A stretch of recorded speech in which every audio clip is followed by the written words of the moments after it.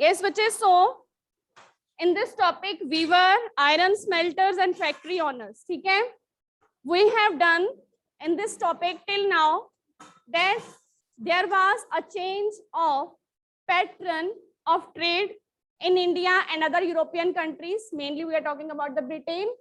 ठीक है, so there's change in pattern. What was the earlier pattern in 17th century? That India was the largest producer of cotton textiles.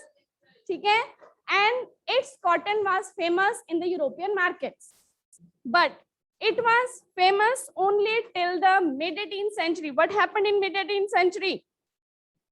What happened in mid-18th century? Yes, Raghav. There was battle. Yes, one there was battle. और अगर हम सिर्फ ये pattern of trade की ही बात करें तो due to which reason the pattern of trade was changed? Yes Arish, sit down. First, अगर हम मिड 18th सेंचुरी की बात कर रहे हैं तो वो 1750s है. ठीक है, तो उस टाइम पे कौन सी बैटल थी? Yes, battle of. तो after which the that British East India Company, it gained its more control over the Indian market. Indian market के ऊपर ज्यादा कंट्रोल हो गया. हमने सिर्फ मार्केट की बात करनी है इसमें, पॉलिटिकल ज्यादा नहीं जाना, इकोनॉमिक बात कर रहे हैं इसमें. ठीक है, तो मार्केट के ऊपर अब ब्रिटेन का ज्यादा कंट्रोल हो गया. दूसरी side what was happening in the Britain in mid 18th century?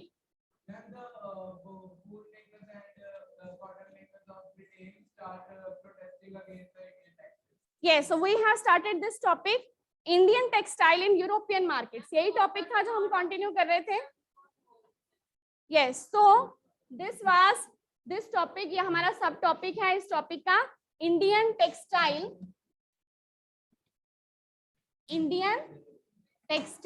in European markets.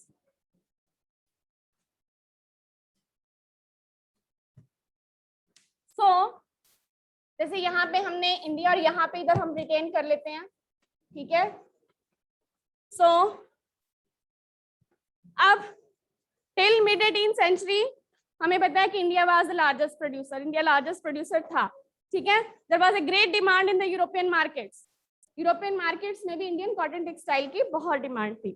तो वहां के local producer they have also started the producing cotton. उन्होंने कॉपी करना स्टार्ट कर दिया, कॉपी करके कॉटन बनाना स्टार्ट कर दिया, लेकिन they were not able to compete with the Indian cotton. Indian cotton textile के साथ वो compete नहीं कर पा रहे थे. तो उन्होंने क्या किया जो वो कर सकते थे? सो दे स्टार्टेड प्रोटेस्टिंग. उन्होंने क्या करना स्टार्ट कर दिया? तो ब्रिटेन में क्या स्टार्ट हो गए? प्रोटेस्ट. ठीक है, और जो वहां के प्रोड्यूसर थे, लोकल प्रोड्यूसर थे, so that local producer they protested. किसके अगेंस्ट प्रोटेस्ट किया? इंपोर्ट. कि जो वहां पे इंपोर्ट हो रहा है इंडिया से कॉटन, उसके अगेंस्ट कि वो इंपोर्ट के ऊपर बैन लगा दिया जाए. ठीक है, कि वो इंपोर्ट ना किया जाए. So they protest against the import of Indian cotton textile in 1720. और उनके प्रोटेस्ट में उनकी गवर्नमेंट ने उनका सपोर्ट किया, जो वहां के लोकल प्रोड्यूसर थे. तो 1720 में उन्होंने क्या कर दिया? लॉ पास कर दिया ब्रिटेन गवर्नमेंट ने. Yes, which law was passed? Calico act. So that calico act, so calico act mean, अब कैलिको किसके लिए वर्ड यूज हो रहा था? The cotton that they found in Calicut area, उसको उन्होंने कॉटन का नाम दिया था. ठीक है, तो इसमें law was passed calico act. अब 1720 में कैलिको एक्ट पास किया गया. So what was this act? कि banning the use of printed cotton textile. अब एक हमने प्रिंटेड कॉटन का नाम क्या पढ़ा था? What was the name of printed cotton? Change. So this act, Calico Act, this act bans the import of printed cotton textile. ठीक है, प्रिंटेड कॉटन का नाम हमने पहले पढ़ा था चिंट्स, लेकिन यहाँ पे लॉ क्या है, कैलिको एक्ट, कि कैलिकट से जो भी वो कॉटन, उसी के नाम पर उन्होंने कैलिको मशहूर हो गया था नाम। ठीक है, तो कैलिको, उन्होंने कॉटन टेक्सटाइल्स को बैन कर दिया, इस एक्ट का नाम था कैलिको एक्ट। उसके बाद so at this time the textile industry had just begun to develop in England, अभी वहां पे तो डेवलप ही हो रही थी। ठीक है, उन्होंने अपनी इंडस्ट्री को डेवलप करने के लिए प्रोटेस्ट करना स्टार्ट कर दिया, तो उसी प्रोटेस्ट में बैन भी लग गया। अब उनको थोड़ा और टाइम मिल गया डेवलप होने के लिए। ठीक है, हाँ जी बेटा।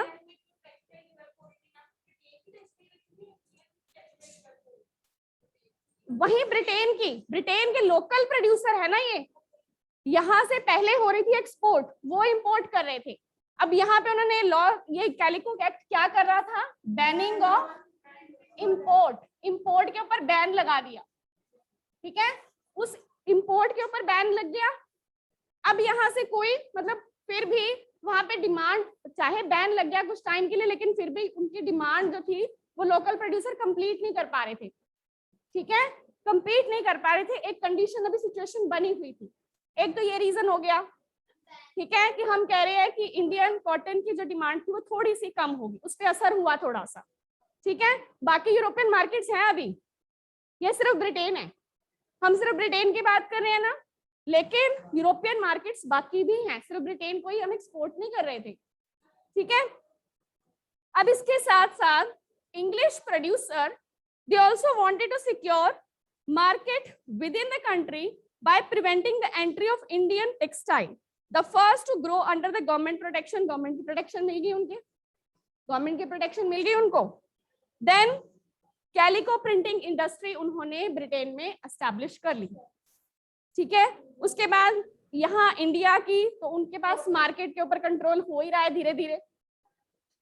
यहाँ अब वहां जो टेक्सटाइल इंडस्ट्रीज बना रहे हैं, यूरोपियन डिमांड को पूरा कर रहे हैं। ठीक है, उसी के साथ साथ एक टेक्नोलॉजिकल एडवांसमेंट, एक तो ये बैनिंग हो गई, लॉ बन गया, दूसरा कुछ टेक्नोलॉजिकल इन्वेंशंस जो साथ साथ में होती रहती हैं। ठीक है, अब दो इन्वेंशंस हुई। ठीक है, फर्स्ट इन्वेंशन हुई एक spinning jenny in 1764, mid 18th century का टाइम पीरियड है। ठीक है, then one more invention 1786 steam engine, जिससे कि प्रोडक्शन और फास्ट हो गया। ठीक है, स्टीम इंजन से मशीनरी का काम और तेज हो गया। Spinning jenny, what was spinning jenny, ये एक मशीन थी जिसमें एक ही पर्सन, एक ही मशीन कई स्पिंडल्स को, जैसे अगर एक वर्कर है चरखे के ऊपर, अगर वो स्पिंडल कर रहा है तो एक ही पर्सन एक ही धागा बनाएगा। ठीक है, अब वहां पे कई स्पिंडल्स एक ही मशीन के साथ जुड़ी हैं, तो कई स्पिंडल्स में अलग अलग एक ही टाइम पे कई वर्कर्स का काम हो रहा है। ठीक है, तो वो स्पिनिंग जेनी, दो इन्वेंशंस हो गए। Steam engine 1786। ठीक है, तो यहाँ पे इन्वेंशंस भी हुई, इन्वेंशंस, दो इन्वेंशंस हुई। ठीक है, एक spinning jenny and setting steam engine. ठीक है, स्पिनिंग जेनी कौन से ईयर में हुई, 1764, और स्टीम इंजन, अब इन्वेंशंस भी हो गई। लॉ पहले, वहां पे उनको एक प्रोटेक्शन मिली हुई है कि वो इजीली डेवलपमेंट कर रहे हैं अपनी इंडस्ट्रीज की, ऊपर से इसमें रेवोल्यूशनरी चेंज आ गया, उनका प्रोडक्शन एकदम से इंक्रीज हो गया। अब मशीनरी यूज करेंगे, प्रोडक्शन और इंक्रीज होगा। ठीक है, सो इंडियन टेक्सटाइल इट, लेकिन फिर भी ये यहाँ तक मिड 18th सेंचुरी तक Indian textile was continue to dominate other European markets. जो यूरोपियन की बाकी मार्केट्स थी world till only end of 18th century. ठीक है, 18th सेंचुरी के एंड तक ही जो था इंडियन कॉटन टेक्सटाइल क्या कर रही थी, डोमिनेट कर रही थी। ठीक है, लेकिन जब ये इन्वेंशंस आ गई, यहाँ का प्रोडक्शन रेवोल्यूशनराइज होगा, मींस प्रोडक्शन इंक्रीज होगा with the use of machines, है ना। सो यस, सो यूरोपियन ट्रेडिंग कंपनीज, हाँ जी बेटा, यस, क्योंकि यहाँ ये सिर्फ ब्रिटेन की बात है कि ब्रिटेन में कैलिको एक्ट भी लग गया, वहां पे इन्वेंशंस भी हो गई, ठीक है, लेकिन बाकी यूरोपियन मार्केट्स में अभी इन्वेंशंस नहीं हुई ना, वहां पे कोई लॉ नहीं लगा, तो वहां बाकी यूरोपियन मार्केट्स में ये फिर भी डोमिनेट कर रहा है अभी भी, ठीक है, बाकी वर्ल्ड मार्केट्स में डोमिनेट कर रहा है। सबसे ज्यादा इंडस्ट्रियल रेवोल्यूशन कहाँ आई थी? ब्रिटेन में ही आई थी, ठीक है, इंडस्ट्री सबसे ज्यादा पहले डेवलप ब्रिटेन में स्टार्ट हुई थी, later on in other European countries, ठीक है। सो ना लेटर ऑन बाकी जो कंट्रीज थे जैसे कि डच, फ्रेंच, इंग्लिश, वो सभी इस ट्रेड से बहुत profit, they were gaining many profit till the mid eighteen. उसके बाद अब जैसे हम इंडिया की बात करें तो इंडिया में भी पहले जब ब्रिटिशर्स थे वो ट्रेड जब कर रहे थे तो they were giving gold, silver in the turn of cotton and spices. अगर वो कॉटन स्पाइसेस यहाँ से खरीद रहे थे तो क्या दे रहे थे? गोल्ड और सिल्वर। लेकिन उसके बाद मिड-18 में क्या हो गया? उनका कंट्रोल एस्टैब्लिश हो गया, they have started collecting revenue, revenue collect करना स्टार्ट कर दिया, यहीं से कलेक्ट किया रेवेन्यू, यहीं पे किया, यहाँ से कॉटन और जो भी उन्हें मटेरियल चाहिए वो लेके ब्रिटेन में बेच दिया। तो दोनों तरफ से प्रॉफिट हो रहा है, उनको दोनों तरफ से प्रॉफिट कमा रहे हैं ना वो ना अब। So now they are collecting revenue from peasants and zamindars and they are using this revenue to buy Indian textile. तो ये चीज भी साथ साथ में चल रही है, सारी चीजों को साथ में ही रखना है।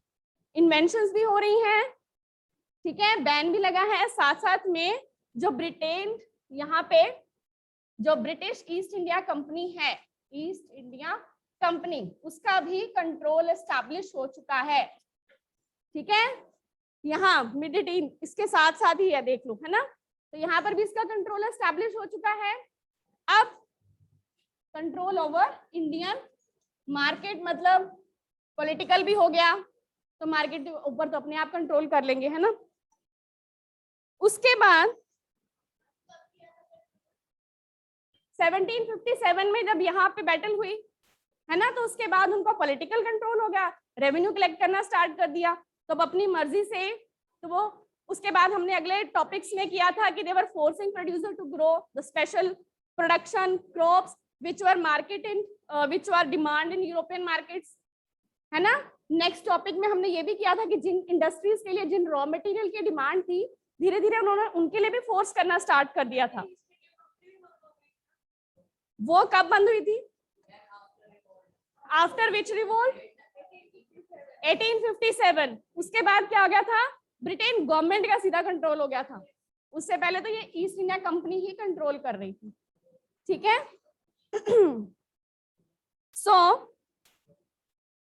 अब यहाँ पर पहले यहाँ पर अगर लोकल प्रोड्यूसर क्या थे, यहाँ पर लोकल प्रोड्यूसर अगर डिस्ट्रेस में थे, उनकी कंडीशन ठीक नहीं थी, तो वहां के गवर्नमेंट ने उनका हेल्प किया, उन्होंने बैन कर दिया, ठीक है, उन्होंने बैन कर दिया। लेकिन यहाँ पे जो इंडियन प्रोड्यूसर हैं, अब इंडियन टेक्सटाइल के प्रोड्यूसर्स हैं, अब ये क्या कर रहे हैं, यहाँ पे ये कॉटन प्रोड्यूस कर रहे हैं और एक्स्ट्रा कॉटन जो है वो दूसरी मार्केट्स में भी बेच रहे हैं, ठीक है। प्रोडक्शन कितनी, क्योंकि मशीन से प्रोडक्शन ज्यादा ही होगी, जितनी डिमांड है यूरोप ब्रिटेन की डिमांड है उससे कहीं ज्यादा प्रोडक्शन होगी, क्योंकि एक मशीन कई वर्कर्स का काम कर रही है, ठीक है। एक चीज होगा, प्रोडक्शन ज्यादा होगी, तो जब प्रोडक्शन ज्यादा हुई तो उसके लिए उन्हें मार्केट्स चाहिए, ठीक है। प्रोडक्शन इंक्रीज हुई तो वो प्रोडक्शन एक यहाँ पे इंडिया में तो मार्केट है ही, तो यहाँ पे भी तो लाके बेचेंगे ही ना, ठीक है। तो वो कॉटन यहाँ पे भी लेके आ रहे हैं। यहाँ पे ऑलरेडी जो इंडिया के कॉटन प्रोड्यूसर हैं, कॉटन वीवर्स हैं, तो उन वीवर्स को क्या होगा? लॉस होगा। एक तो पहले उनको लॉस हो रहा है, किस चीज से लॉस हो रहा है? एक तो वहां पे लॉ बन गया, है ना, वहां पे लॉ बन गया, इनका इंपोर्ट ऑलरेडी कम हो गया है। दूसरी तरफ यहाँ से कॉटन एक और इंपोर्ट होके आ रही है, जो ब्रिटिश ईस्ट इंडिया कंपनी यहाँ पे कॉटन भी लाके बेचना स्टार्ट कर दिया है, क्योंकि उन्हें तो मार्केट चाहिए, जबरदस्ती बेच रहे हैं, ठीक है। तो यहाँ पे अब ये कॉटन क्यों बिकेगी? क्योंकि फाइन क्वालिटी की भी होगी, एक तो ये चीज है, ठीक है। अब मशीन में चीज बन रही है तो मशीन में ज्यादा फाइन होगी रादर देन द हैंड, ठीक है। तो कई लोग इसको भी खरीद रहे हैं क्योंकि ये महंगी होगी। अब जो हाथ से बनेगी वो चीज महंगी होगी, जो मशीन से बनेगी वो चीज चीप भी होगी, सस्ती भी होगी। तो इसलिए ये कॉटन भी कई लोग खरीदना शुरू कर दिया उन्होंने। वो तो बाद में महात्मा गांधी जी ने स्वदेशी मूवमेंट चलाई कि हम अपने इंडिया का बना हुआ कपड़ा पहनेंगे, फॉरेन का कपड़ा नहीं पहनेंगे, ठीक है। फिर जाकर इनकी डिमांड कुछ कम हुई थी बाद में। पहले क्या हुआ था, पहले वीवर्स को लॉस ही हुआ था। एक तो लॉ हो गया, एक जो इसका इंपोर्ट हो रहा है, जो ब्रिटिश कॉटन यहाँ पे आ रही है, उसकी वजह से वीवर्स को लॉस होना स्टार्ट हो गया। ये पॉइंट्स क्लियर हो गए, ठीक है। So by 1830 British cotton cloth flooded Indian markets, और 1830 तक जो ब्रिटिश का ये कॉटन था यहाँ में इंडियन मार्केट में बहुत ज्यादा आ चुका था, ठीक है। So this affected not only the specialist weavers but also the spinners. अब वीवर, स्पिनर, ये सब कुछ क्या है, साथ साथ में ही लिंक है, ठीक है। अब इसमें, अब ये सारे से पहले एक आपकी बुक में और पॉइंट है, हु आर दीज वीवर्स, ठीक है। ये वीवर्स कौन हैं, जिन वीवर्स की हम बात कर रहे हैं, हु आर दीज वीवर्स।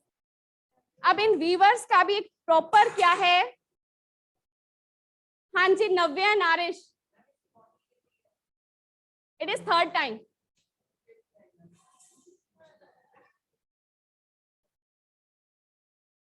सो अब ये वीवर्स की जो कम्युनिटी है, सो दिस कम्युनिटी स्पेशलिस्ट हैं ये सारे, ठीक है। अब ये क्या है, एक तो इसमें वीवर्स, स्पिनर्स, ठीक है, फिर उसमें टाई एंड डाई करने वाले, फिर उसमें प्रिंटिंग करने वाले। तो पूरा एक प्रोसेस है जिससे कि इंडियन जो टेक्सटाइल है वो रेडी हो रही है, ठीक है। अब इंडियन जो टेक्सटाइल है या कॉटन है जो रेडी हो रहा है, वो प्रॉपर एक प्रोसेस है, उसमें कई groups of people they are join, उसमें कई लोगों को ऑक्यूपेशन मिल रही है, काम मिल रहा है, ठीक है। कौन कौन से लोगों को काम मिल रहा है, वीवर्स हैं, और देन वीवर्स के बाद नेक्स्ट आगे स्पिनर्स, ठीक है। देन उसको टाई एंड डाई जो कर रहे हैं, डायर्स, और लास्ट में जो उसके ऊपर ब्लॉक प्रिंटिंग कर रहे हैं, कुछ भी उसके ऊपर डेकोरेट कर रहे हैं, तो दे आर द प्रिंटर्स, ठीक है। तो ये डिफरेंट क्या है, कम्युनिटीज हैं जिनको कि इससे ऑक्यूपेशन से काम मिल रहा है। अब इतने सारे लोग हैं, ये सारे जुड़े हुए हैं, इस कॉटन की प्रोडक्शन से जुड़े हुए हैं, they are all getting occupations from livelihood from this only, उनको इसी से काम मिल रहा है, ठीक है। अब इसमें कुछ नाम भी हैं, जैसे तांती वीवर्स ऑफ बंगाल, ठीक है। ये कुछ कम्युनिटीज हैं जो एक जनरेशन से दूसरे जनरेशन में वही काम करती आ रही हैं, ठीक है। तो वो अपने काम में परफेक्ट हो चुकी है, ठीक है, क्योंकि एक ही उनके जनरेशन टू जनरेशन एक ही काम चलता आ रहा है, तो अपने काम में वो परफेक्ट है। तांती वीवर्स ऑफ बंगाल, उसके बाद जुलाहा है, ठीक है। Then Momin weavers of north India में, यस, वो नॉर्थ इंडिया के हैं दोनों। देन दसाल एंड कायकोलार दिमांग ऑफ साउथ इंडिया में है ये इनके नाम, ठीक है। ये नॉर्थ इंडिया में, ये नॉर्थ इंडिया में, साउथ इंडिया में अलग नाम है, मतलब काम उनका एक ही है, नाम अलग अलग है। यस आरी, स्टैंड अप बेटा, keep standing. Then first stage of production क्या है, फर्स्ट स्टेज ऑफ प्रोडक्शन क्या है, दैट इज स्पिनिंग, ठीक है। हम बात वीवर्स की कर रहे हैं तो ये वर्ड हमने पहले लिखा हुआ था, ठीक है। फर्स्ट स्टेज स्पिनिंग है, थ्रेड को स्पिन करना, फिर उनको वीव करना, ठीक है। Then dye and last printing, ठीक है। उसके बाद अब ये सारे लोग इस ऑक्यूपेशन से जुड़े हुए हैं, इनकी लिवलीहुड जो है वो इसी इंडियन टेक्सटाइल के साथ जुड़ी हुई है, जिसकी पहले के यूरोपियन मार्केट्स में बहुत डिमांड थी, तो they were gaining a lot of profit. अब धीरे धीरे अगर डिमांड कम हो रही है तो इन सबको क्या हो रहा है, लॉस हो रहा है, कईयों का काम बिल्कुल ही बंद हो रहा है, तो they are in the search of other occupation, दूसरा काम ढूंढ रहे हैं वो, ठीक है। So now the decline of Indian textile, ये क्या था? यूरोपियन मार्केट्स में पहले क्या था? इंडियन टेक्सटाइल का बहुत डोमिनेशन थी। अब उस डोमिनेशन के बाद अब क्या स्टार्ट हो गया? डिक्लाइन। डिक्लाइन मींस नीचे जाना, डोमिनेट मतलब सबसे ऊपर, वो डोमिनेट कर रहे हैं। अब डिक्लाइन, उसमें गिरावट आ गई है, ठीक है। तो डिक्लाइन इन इंडियन टेक्सटाइल्स, ठीक है। तो इंडियन टेक्सटाइल में अब डिक्लाइन हो गया।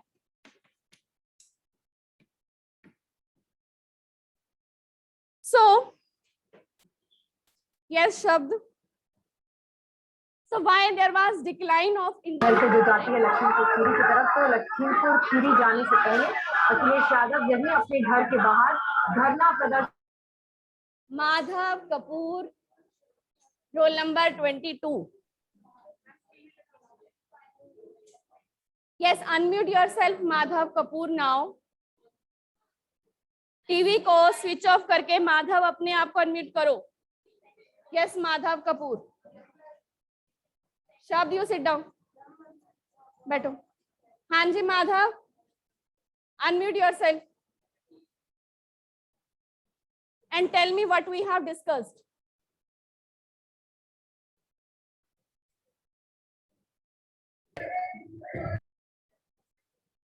हाँ जी Madhav. So now I am removing you, and next time you were not allowed in the class if you are not unmuting yourself.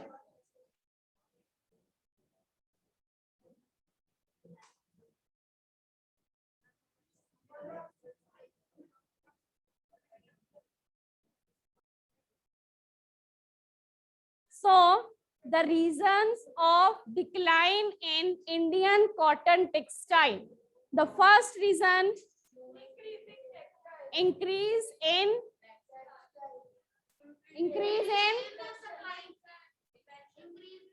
simple कि now Indian textile has to compete with the European textile, ठीक है। The textile made in Britain industries, जो industries में cotton बन रही है उसको compete करना है, और उसको compete करने के भी डिफरेंट पॉइंट्स हैं कि वो चीपर है, ठीक है, फाइन है, इनकी क्या है, थोड़ी महंगी भी होगी, दैट इज एक्सपेंसिव, ये उनके साथ compete करना है।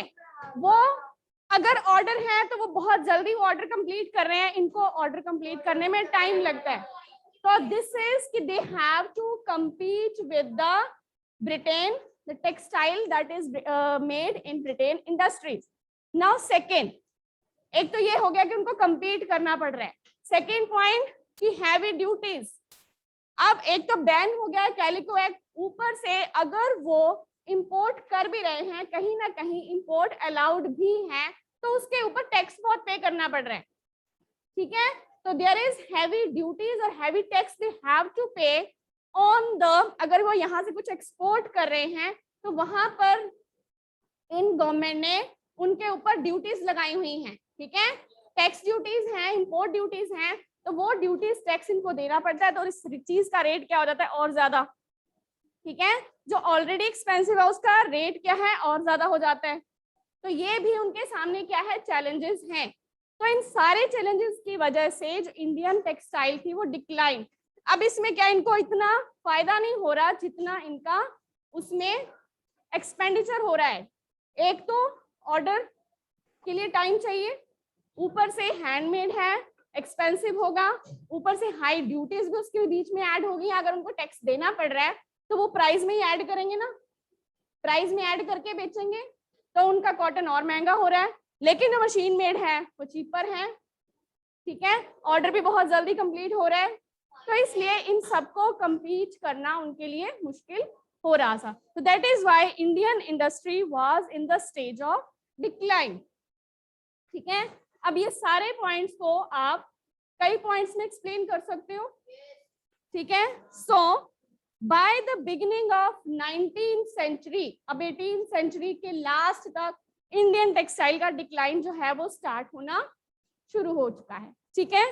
So English made cotton textile, they have now, they are responsible for the decline of Indian textiles, ठीक है, उनकी वजह से दे हैव आउटस्टेड कि उन्होंने इंडियन कॉटन टेक्सटाइल को बाकी यूरोपियन मार्केट से भी बाहर निकाल दिया है, सिर्फ ब्रिटेन की मार्केट से ही नहीं, क्योंकि वहां पे भी ब्रिटेन की जैसे इंडिया कॉलोनी है वैसे दूसरे कंट्रीज भी ब्रिटेन की कॉलोनी थी।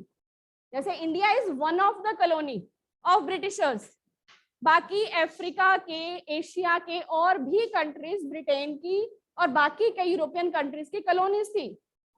तो उन कॉलोनीज में भी उन्होंने अपनी ब्रिटेन की जो कॉटन टेक्सटाइल थी उसको ज्यादा मार्केट में दे हैव, उनकी मार्केट थी वो, तो उसमें उस मार्केट्स में भी इंडियन टेक्सटाइल को compete करना पड़ा, तो वहां पे भी इसका डिक्लाइन हो गया।